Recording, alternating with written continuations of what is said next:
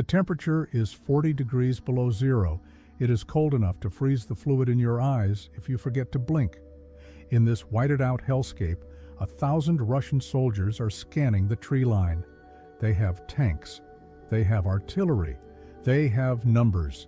But they are paralyzed by fear, because somewhere in the drifts, a single mound of snow is breathing. A soldier falls. No one saw where the shot came from. No one saw a scope glint. There is only the silence returning, heavier than before. This isn't just war. This is a hunt. And the man waiting in the snow isn't fighting for glory or hatred or rage. He's fighting with the cold detachment of a machine. They call him Belaya Smrt, the White Death. But the terrifying truth isn't how many men he killed. It is what he felt while he did it. Absolutely nothing. To understand the predator, you must first understand the environment that forged him. It is late 1939. The Soviet Union, a colossal military machine, has turned its gaze toward Finland. The discrepancy in power is laughable. The Soviets have thousands of tanks. The Finns have 32. The Soviets have limitless manpower. The Finns are a nation of farmers and loggers. But numbers are deceptive in the psychological theater of war. Among those Finnish farmers was a man named Simo Häyhä. He stood just 5 feet tall. He was mild-mannered, quiet, and unassuming. Before the war, he spent his days farming and hunting in the dense forests of Karelia. He was a champion marksman, yes, but his trophies were foxes and moose, not men. Psychologically, Simo possessed a trait that modern military psychiatrists identify as the hunter's mindset. Unlike the conscripted soldier who fires to suppress the enemy or out of panicked self-defense, the hunter fires only to hit.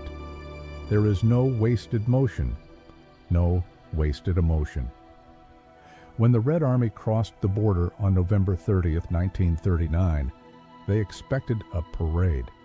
They brought brass bands and dress uniforms, anticipating a victory celebration in Helsinki within 2 weeks. Instead, they walked into the Battle of Kolaja. The Soviets had a strategy of brute force, overwhelming firepower. The Finnish strategy was different. It was psychological. It was called Matti tactics, encircling the enemy, cutting off their supply lines, and letting the winter do the rest. But Simo's role was more intimate. He wasn't a general. He wasn't an officer. He was a solitary instrument of terror. While other soldiers huddled in dugouts to escape the biting frost, Simo packed his gear and walked out into the no man's land. He didn't take a spotter. He didn't take a modern sniper rifle with high-powered optics. He took a standard-issue Mosin-Nagant M2830, an iron-sighted rifle, a relic by modern standards. This choice tells us everything about his psychological profile. A scope requires the shooter to raise their head higher, exposing their silhouette. A scope can fog up in the cold. A scope can reflect sunlight, revealing your position. Simo rejected the technological advantage for a tactical one. He chose survival over ease. He chose to remain invisible. ACT-2, rising tension. The transformation from farmer to legend began in the first weeks of December. The days in Finland during winter are short, only a few hours of twilight. This meant Simo had to operate in a state of sensory hyper-awareness. His preparation was a ritual of obsession. He would wake well before dawn to reach his position. Once there, he would pour water over the snow in front of his barrel, freezing it instantly into a hard sheet of ice. Why? To prevent the muzzle blast from kicking up a puff of powdery snow that would give away his location. But his most famous technique was even more personal. Simo would keep a mouthful of snow in his cheek while he waited. He did this to cool his breath. In the frozen air, a warm exhalation is a beacon, a cloud of steam that says, "I am here." By chewing on snow, he masked his own biology. He erased the evidence of his own life to end the lives of others. This is the psychology of erasure.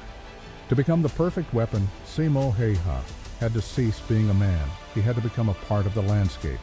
For the Soviet soldiers on the other side of the line, the psychological impact was devastating. They weren't fighting an army, they were fighting the environment itself. A Soviet political commissar wrote in his diary, "We cannot see them, we cannot hear them, we only see our men fall, the snow speaks Finnish." Simo's kill count began to climb, 10, 20, 50. But it wasn't the number that broke the Soviet morale, it was the method. He targeted the officers, he targeted the political commissars. He dismantled the chain of command, one bullet at a time. The Soviets tried everything to stop him. They deployed counter-snipers, elite marksmen trained in the vast ranges of Russia. They sent teams to hunt the hunter. One account tells of a Soviet sniper who had killed several Finnish soldiers and was brought in specifically to eliminate the White Death. He scanned the forest for a day, finding nothing. As the sun began to set, the Soviet sniper grew impatient. He saw a glint of movement and raised his rifle. The sun caught the lens of his telescopic sight. That single flash of light was all Simo needed. He was waiting. He was watching. He didn't need a scope to see the mistake. He fired once. The Soviet sniper was dead before the sound of the shot reached his lines. This duel reveals a critical aspect of Simo's psyche: patience. The Soviet sniper sought a target. Simo waited for a mistake. The difference between a hunter and a soldier is that a soldier follows orders. A hunter follows instincts honed by years of silence. By January, the Russians were desperate. They began calling artillery strikes on random patches of forest. They were shelling the woods not to hit an army, but to hit one man.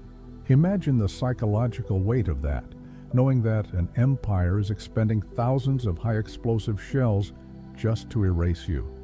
Most men would break. The constant concussions, the lack of sleep, the sheer freezing misery of lying in a snowbank for 10 hours a day. Combat fatigue or shell shock was common.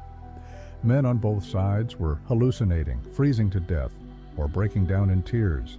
But when asked later if he felt fear, Simo simply said, "I did what I was told to do, as well as I could."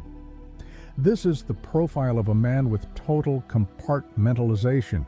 He did not view the enemy as humans with families. He viewed them as targets invading his home. It wasn't cruelty, it was pragmatism. But luck, no matter how skilled the holder, is a finite resource. And the Red Army had endless ammunition. March 6, 1940. The war is nearing its end. The Soviets have launched a massive offensive to break the finish line at Kola. Simo is there, in the thick of it. He is no longer picking off stragglers. He is fighting in a desperate, close-quarters defense. The White Death is exposed. The air is thick with bullets.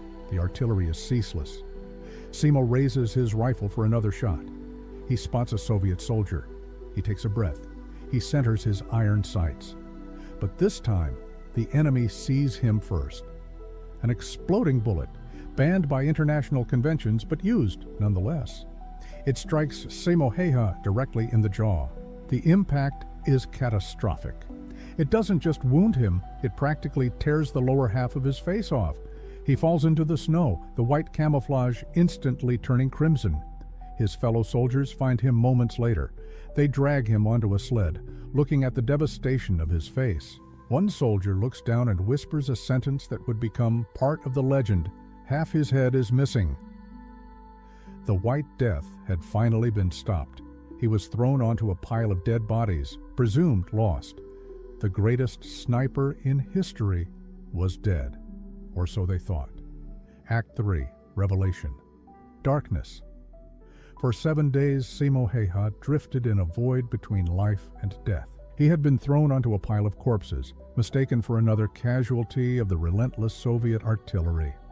It was a twitch of his leg, a final unconscious spark of the will to survive that caught the eye of a medic. He was alive, but he was shattered. The bullet had crushed his jaw and blown away his left cheek. He was in a coma, his body fighting the shock, the blood loss, and the infection. The greatest hunter in Finland was now the helpless prey of his own injuries. And then, on March 13th, 1940, Simo Häyhä opened his eyes. The first thing he heard wasn't the roar of battle, it was silence. On the very day he woke up, the Moscow Peace Treaty was signed. The Winter War was over. Finland had lost territory, but they had kept their independence. The Red Army had lost over 120,000 men trying to break a nation of farmers. Simo had survived the war by exactly 1 day. But for the White Death, the war was replaced by a new, more personal battle. He had to learn to live with a face that terrified children. He had to undergo 26 agonizing surgeries to reconstruct his jaw using bone taken from his hip. This is the turning point in the psychological profile of a warrior. Many soldiers return from war intact in body but shattered in mind. They bring the ghosts home with them. They flinch at car backfires. They scream in their sleep. Simo Häyhä was the opposite. His body was ruined, a permanent map of the violence he had endured, but his mind remained as still as the frozen forest. He didn't speak of the 500 men he killed. He didn't boast. He didn't cry. He simply went back to his farm. Act 4. Resolution. The Soviets never forgot him. For decades, the White Death remained a boogeyman in Russian military lore, a cautionary tale about the dangers of fighting nature itself. They had put a bounty on his head. They had shelled forests just to kill him, and yet Simo outlived the Soviet Union itself. In the years following the war, Simo became a moose hunter and a dog breeder. He lived a quiet bachelor's life. He was a celebrity in Finland, a national hero, but he shunned the spotlight. When people visited his farm, they expected to find a hardened killer, a man with cold, dead eyes. Instead, they found a gentle, soft-spoken man who loved his dogs. This dichotomy confuses modern psychologists. How can a man kill 500 people and not be destroyed by the guilt? How does the human mind rationalize that level of death? Years later, a journalist finally asked him the question that everyone wanted to know. What did you feel when you pulled the trigger? Simo didn't look away. He didn't hesitate. He didn't offer a philosophical speech about the nature of evil. He simply said, "The recoil, the recoil." That was it. To Simo, the act of killing a Soviet soldier was no different than clearing a field of stones or chopping wood for the winter.